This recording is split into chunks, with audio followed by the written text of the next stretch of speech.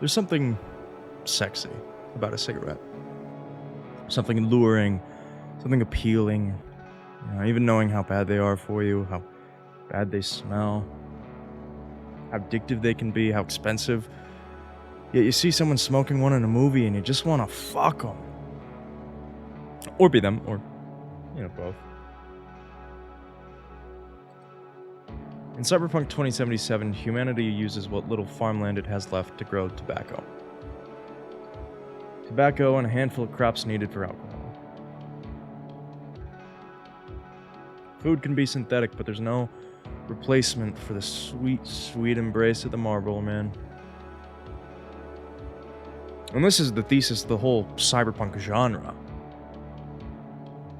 Humanity's made the world so greedy, so bad, that rather than putting our energy and our resources towards enhancing our quality of life, towards essentials, we'd rather maintain the authenticity of our vices.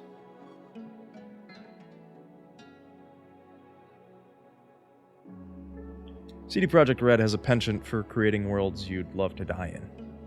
Or adapting them, I suppose. They have such a talent for making video games in which the worlds are so blatantly awful for the inhabitants, yet they're still appealing. This is Night City's whole thing, Everybody hates it, but they just can't leave. Because there's something attractive about the hedonism, something thrilling about the risks, something alluring about the fatalism.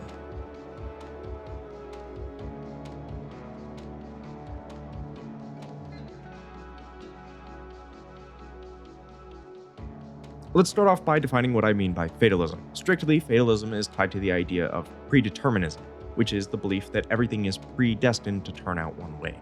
Sometimes fatalism is applied to entire predetermined futures, arguing against the existence of free will, and often tied to the idea that a god has planned out every specific thing that will ever happen. Other times it's used more loosely to talk about one specific instance of a thing that couldn't be prevented, like an earthquake that was seen as a punishment from God. I'm using fatalism in a looser way, but still evoking the religious connotations to describe the inevitable aspect of life in Night City, death. Very early in the game, it is made clear that any day could be your last. And in your first meeting with Dex, you're given a choice. Would you rather live in peace as Miss Nobody, die ripe, old, and smelling slightly of urine, or go down for all times in a blaze of glory smelling near like posies without seeing your 30th? A quiet life, or a blaze of glory. Especially in the Merc life, the choice is obvious. But one way or another, this city will kill you before you get the chance to lay down and die. This is the fatalistic contract that Cyberpunk 2077's Night City offers. All the glory, all the treasures, all the promises and opportunities of Night City, it's all yours. The only price is your life. And hell, you'll lose it anyway, why not? The only catch here is that the city takes it from you when it's ready, not when you are. You are predestined to be killed by this city. Especially as an outsider, and I don't just mean to Night City, but as physically outside the game, entering into Night City through a digital approximation of what it would be like, it is easy to look in and see the repulsive heart of this city. The streets are dirty, the food is fake, and when it's real, it's terrible, and you have a better survival rate in a surgery room than a corner store. Most people die brutal, untimely deaths or are kidnapped and tortured for black market porn. Commercials blare across every street, and nature is next to non-existent. People are rude, it probably smells rancid, megacorps are causing irreversible damage to the planet. I could go on forever. Night City is clearly not desirable in so many ways, yet despite this bleak, corrupt world, there is a strange beauty that draws you in. As Jackie puts it, can't stop digging Night City. I think at its most profound, Night City is appealing because it has culture. CDPR has put a lot of effort into creating a sense of culture and cultural history, including a wide suite of music for the radio stations in Night City. And these aren't just stuffed with pre-existing licensed tracks. This music is original, and a lot of it references the city, references the game's lore or pop culture. The music takes political stances, talks about real issues that are relevant in the world today and in this world, and this serves as a point of connection. Because I can relate to these very real problems, I'm drawn into this world. Beyond the surface level shit smear that's over everything, I start to understand the beauty of this city. the enthralling experience of being part of a community in a way that other video games have never made me feel.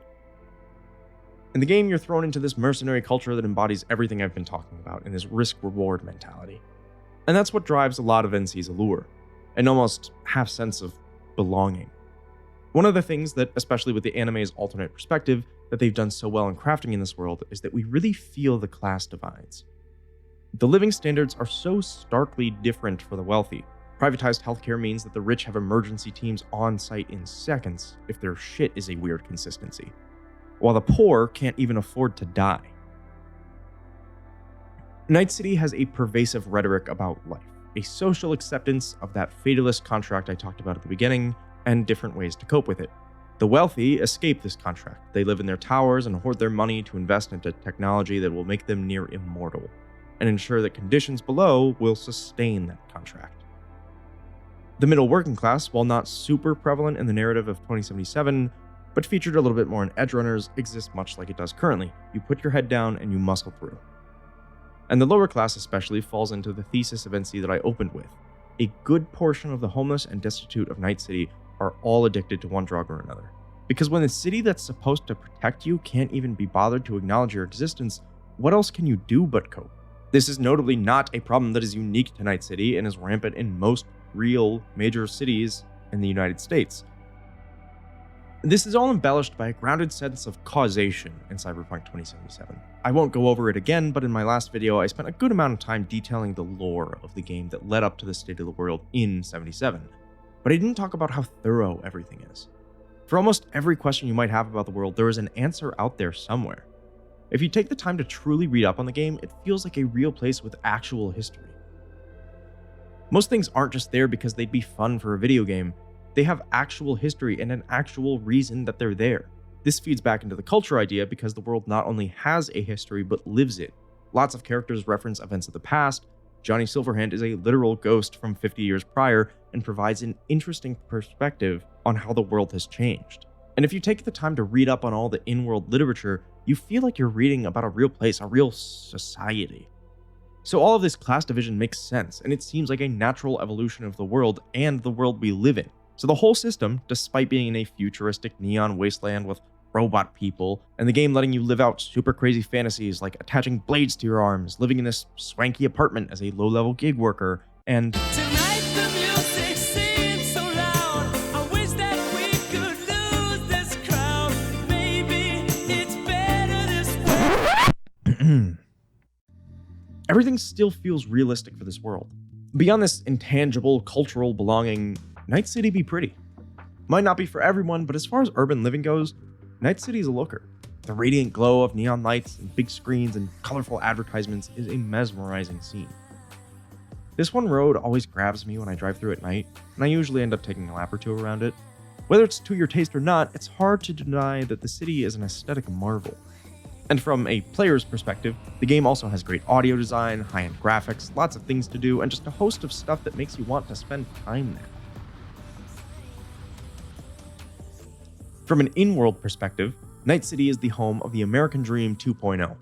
To outsiders, Night City is presented as a place of limitless opportunity, a place to make it big, finally become a star, or finally get filthy rich, or finally something. Night City is your solution to an identity crisis. It's your chance to find meaning or success. And then when you're inside and faced with the cruel reality of Night City's indifference towards you, you don't leave. It's not just hard to get out, it's hard to want to. Despite how cynical they are about it, I think V agrees deep down. Otherwise, they wouldn't have come back. A lot of people want to leave Night City, but they're either too poor to move or too enraptured by the city. Because there's something deep within that lures people in, and it's not as sinister as it sounds. It's the same culture. Because it feels like a place you belong to. It's a place that's hard to leave because despite every terrible thing about it, it's home. Now, there are a lot of systematic injustices in Night City that keep people around. Poverty, addiction, homicide, to name a few. But none of those things have lure in the same way. They're things that are forced onto people. The culture of NC is the thing that makes people want to stay. For better or for worse. For better, we've already talked about the community aspect. People are tied together by a shared dream. Gangs look out for their own, and V and David Martinez both have the rare gift of good friends. In that for worse category, let's talk about gambling addiction. Yes! Yes! Sort of. No! One of the more menacing things that is propagated by this culture is the attitude of betting with your life to achieve this new American dream. It's the blaze of glory rhetoric. The idea that the only life worth living in NC, at least in your circle, is one that is wild, reckless, but noteworthy. Trying to be a legend is like moving to New York or LA to be a movie star. Sure, it's possible, but it's a complete gamble. And this attitude can be an addiction. One more crazy gig and I'll hit the major leagues. One more near-death experience and I'll get rich and famous. One more this, one more that. But from the beginning of the game, you are shown that the odds are not in your favor.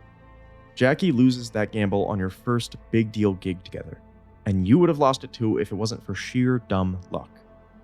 So in a sense, you still lost that gamble, but you can at least keep spinning the slots. So this cultural attitude leads a lot of people to early and gruesome graves, and that's one of the unfortunate side effects of this culture. It's this sickly dance between self-preservation and self-destruction. The bigger risks you take, the better chance you have at making a stable life for yourself, but also, obviously, the bigger chance you have of winding up in a garbage heap. Yet there's a certain freedom that comes with this life. There is a general acceptance among the residents of NC that life is too short and too fleeting to waste. They embrace the chaos and live wildly. Yet this flies in the face of the inevitable that we talked about. Night City is equal parts hopeful and nihilistic, beautiful and ugly. This seeming contradiction permeates everything about Night City, and I think that chaos is part of what makes it so enrapturing. It's such an enigma because it is everything and nothing. A lot of what I've said about the culture seems to imply that NC is a big, healthy community. But this couldn't be further from the truth. Everyone is more isolated than ever by the towering concrete walls and the wealth of digital escapes and barriers between people. And yet, I still feel so connected to the people of this world and their struggles. Maybe that's a side effect of the medium. It's hard for you as a player to isolate yourself like other people in the world might, because you choose when to enter this world, and when you do so, you typically engage with it. Your only real way to isolate is to not launch the game at all, but the impermanence of, a video game world means that you aren't going to feel isolated by it. But the game thematically emphasizes both the isolation and the community building. They obviously work together, and they don't actually contradict, but it feels like they should. And this is how everything is in this world. It is this constant battle between opposite themes that is so enticing. And that was the inspiration for this whole video, because how can fatalism, a recognition and an acceptance of the fact that you are doomed, how can that be alluring? I thought about ending the video on that note. I think I've explained what about the city is alluring, how it can take advantage of people, how the fatalist ideal permeates NC culture, and how people try to work around it. And all in all, I said what I wanted to say about the city and about the game. But there's this one nagging idea that I can't let go of. One that addresses the last question. How can doom be alluring? The answer to that is self-harm. Specifically, the idea of overindulgence and vice as a tool of self-harm. There's something alluring about it because you know it's bad for you. It's not even the allure of the parts you like, it's the magnetic pull of the parts you don't. The self-torture. Maybe it's some kind of retribution.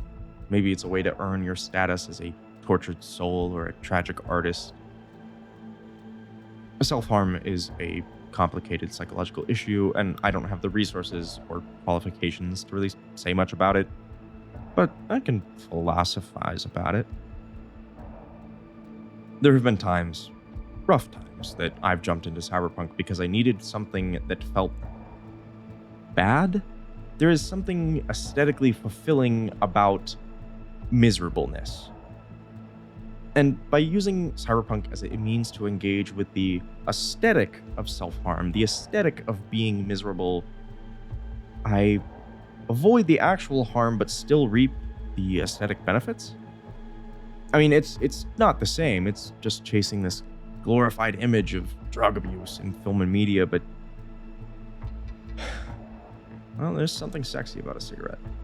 Something mysterious. Something pensive. Something tragic.